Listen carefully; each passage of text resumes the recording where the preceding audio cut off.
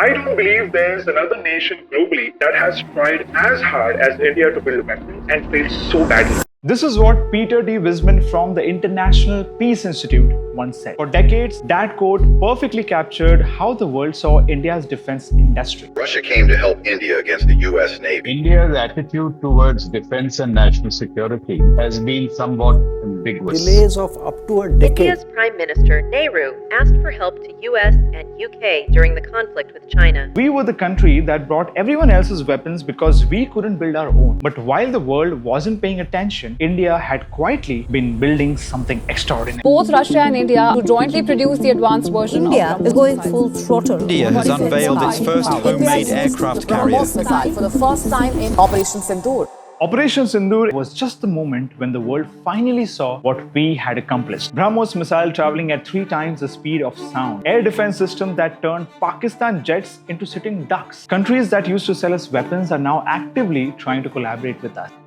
So, in today's video, we will be talking about the 6 Indian-made weapons that built an unbreakable defense shield and turned India from the world's biggest weapon buyer into a military superpower that nobody wants to mess with. INS Vikrant and Carrier Group. Okay, so let's start with India's biggest gamble, building our own aircraft from scratch. So in 2009, when India announced this plan, defense experts around the world were laughing. How could a country that struggled to build simple fighter jets manage a floating city that weighs 45,000 tons? Then in 2022, INS Vikrant sailed out of Cochin shipyard and suddenly nobody was laughing anymore. Here's what nobody expected. It can carry up to 40 aircraft on its deck, almost matching the firepower of ships twice its size. So Vikrant hits 28 knots. Yes, that's slightly lower than America's Nimitz class at 30 plus knots or Britain's Queen Elizabeth at 25 plus knots. But actually it can travel 7,500 nautical miles without refueling, giving it almost the same operational range as nuclear-powered America's carriers, but without needing nuclear reactors. But here's where it gets crazy. Despite being smaller and cheaper, Vikrant can actually fight alongside the world's best carriers. So when American and British carriers need months in port for maintenance, Vikrant can actually stay operational for longer time. When they need massive crews of 5,000 plus sailors, Vikrant operates with just 1,400 people. And the real shock wasn't that India built it.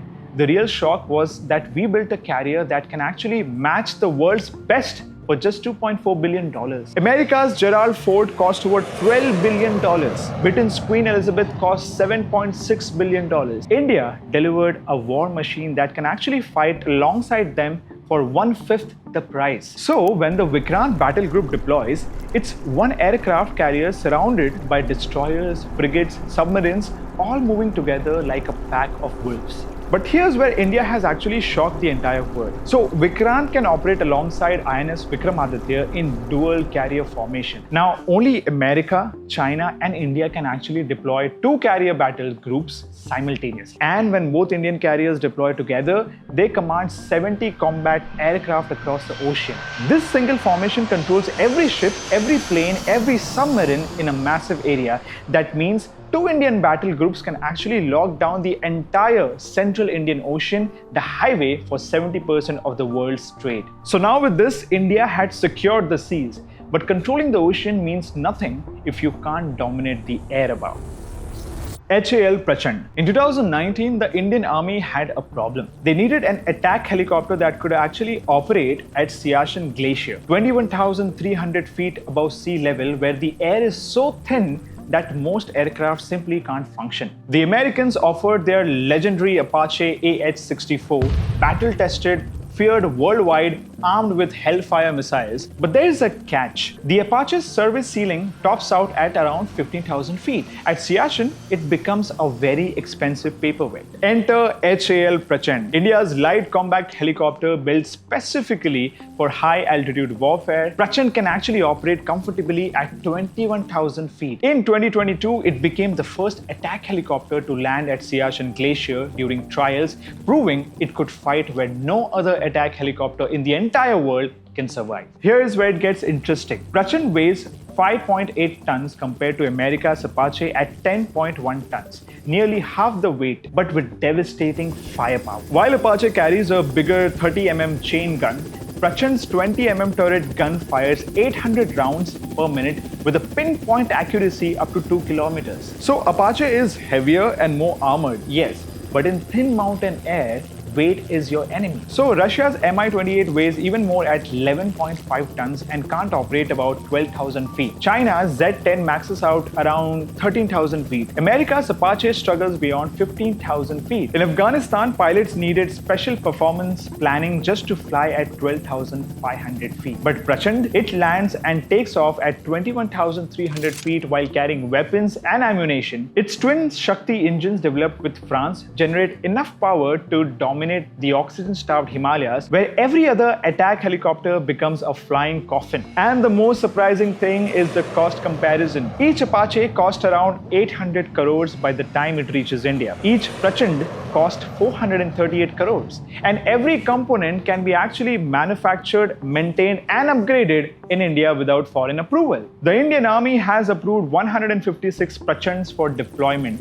By 2025, these helicopters will patrol the entire Himalayan borders from Ladakh to Arunachal Pradesh. So the Apache is a world-class helicopter, but in the world's highest battlefield, there's only one helicopter that can actually dominate, and it's made in Bangalore. BrahMos missile system. In 1998, India and Russia started developing what they called a supersonic cruise missile. The Americans weren't worried. With the engineering expertise required, nobody thought that India could actually do it. And then 23 years later, the BrahMos has become the weapon that military commanders in Pakistan and China lose their sleep over. So BrahMos flies at Mach 2.8, nearly 3 times the speed of sound. To put that in perspective, America's legendary Tomahawk cruise missile flies at Mach 0.74. So by the time radar detects BrahMos, it has roughly 30 seconds before the impact. And most air defense systems need 45 to 60 seconds to track, lock and fire. The missile weighs 3 tons, carries a 300 kilogram warhead and has a range of 450 kilometers. But speed isn't its only advantage. At Mach 2.8, BrahMos carries a massive kinetic energy. Even without its warhead, the missile impact alone can destroy most targets. So India has deployed BrahMos on land-based launchers, naval ships, submarines and fighter aircraft. So this gives India what military strategists call multi-domain strike capability, the ability to launch devastating attacks from land, sea, air or underwater with the same weapon system. And the export success proves its effectiveness. The Philippines signed a $375 million deal for BrahMos in 2022. Indonesia is negotiating a similar purchase. These countries already operate American, European and Chinese weapons, but when they want the ultimate cruise missile, they are buying from India. Russia provided the ramjet technology, India provided the guidance system, navigation and manufacturing. Today, 65% of BrahMos components are made in India. Russia gets a capable missile, India gets the world's fastest operational cruise missile and a growing export business. The Tejas fighter jet. So everyone said that India couldn't build a fighter jet.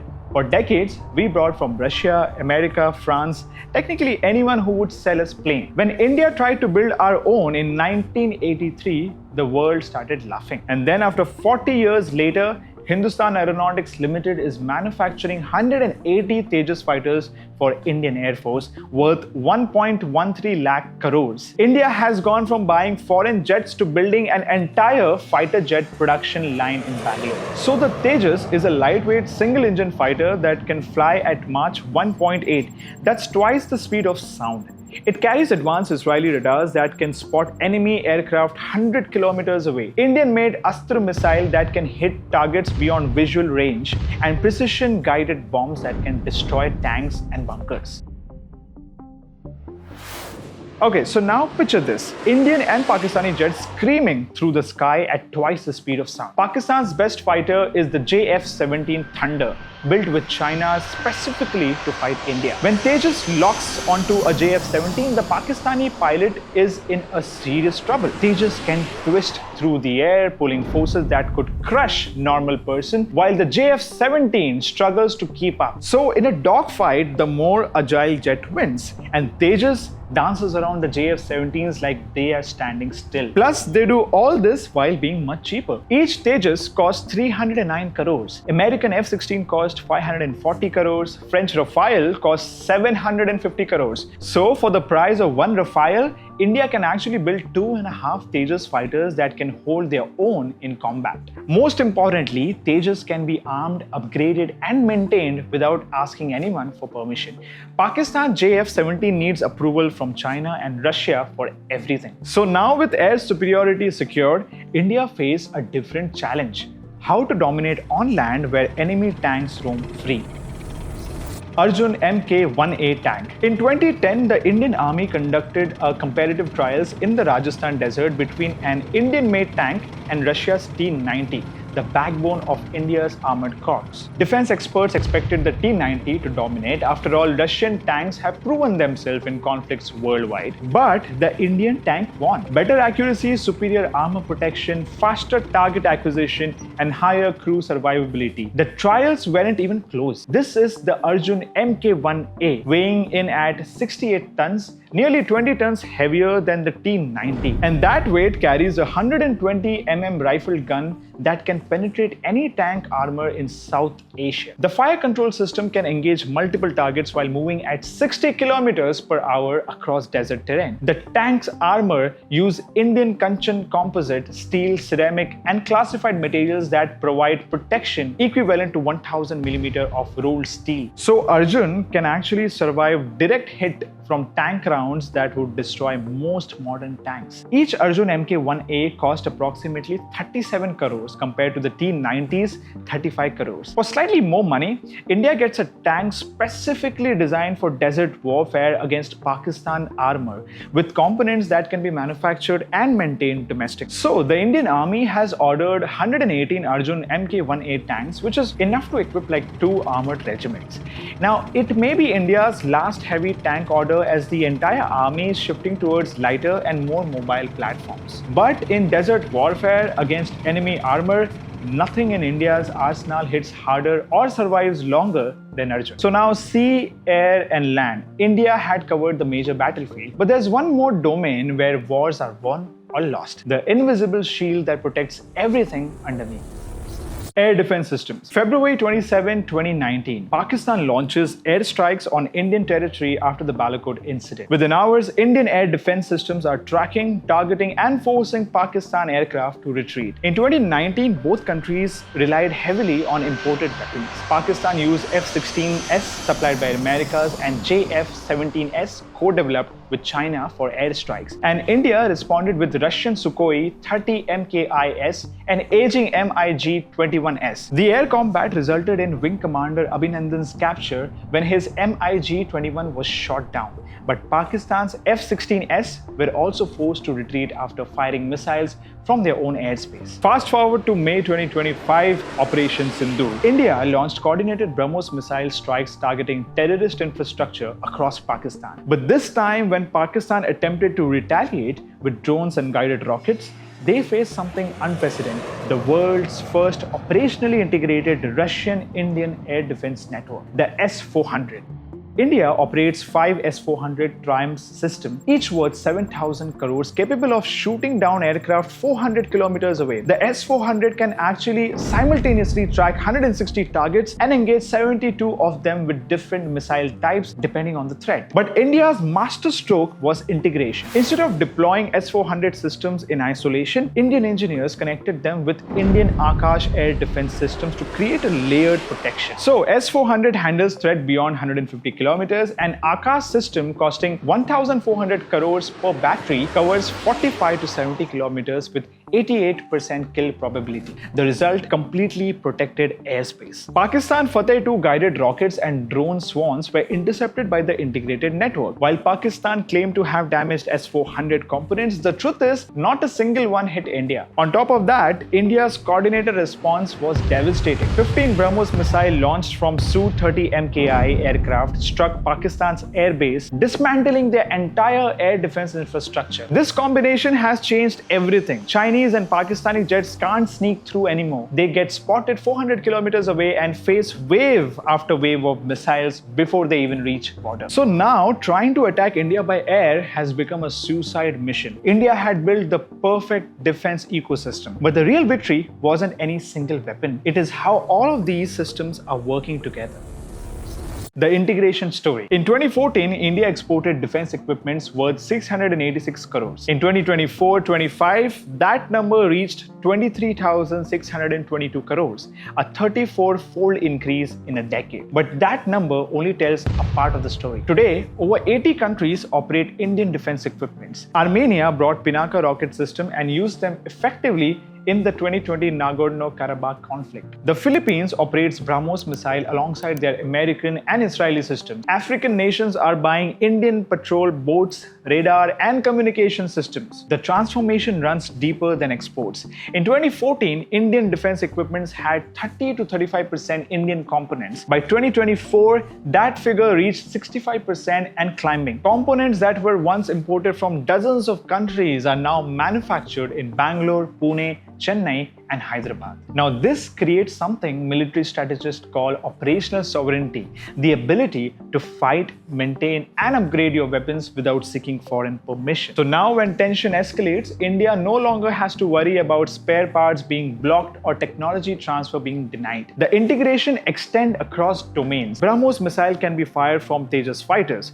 Vikrant carriers operate with made-in-India radar system. Prachand helicopters coordinate with Indian satellites for precision strikes. Now, these aren't isolated weapon systems. They are components of an integrated defense ecosystem. While other countries buy off-the-shelf solutions, India is now building custom answers to its unique strategic challenges. That's not just self-reliance, that's actually strategic advantage. So now the West can keep debating whether Indian weapons are world-class or not. But the reality is, India didn't build weapons to impress them. India built weapons to win India's wars. And that's the kind of superiority you can't import.